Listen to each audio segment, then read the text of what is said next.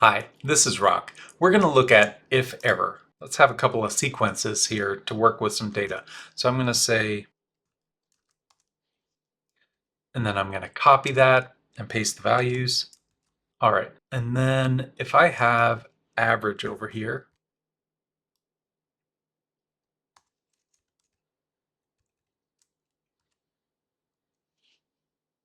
all right, now if I delete some of these,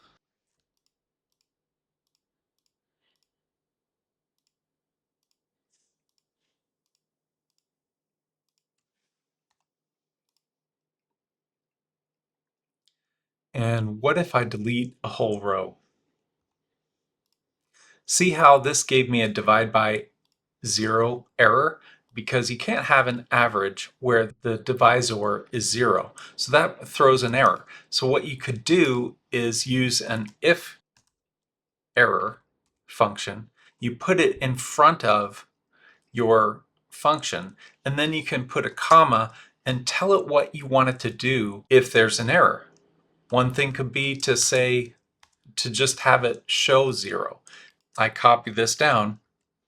Now it shows a zero instead. Or I could have it give me some text back to say maybe no values in row.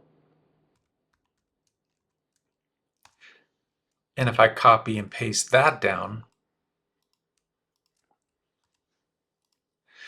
so I can tell it to do different things if I have different kinds of errors. It really doesn't matter what it is, what the particular type of error is.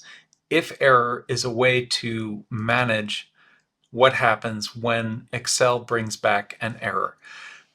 Errors in your spreadsheet can be very disconcerting. If you have a report you're trying to put together, you want it to look good, you want it to make sense. So I highly recommend using if error to manage where you have Excel errors coming back. That's if error. Next, we're going to look at replace and substitute. See you then.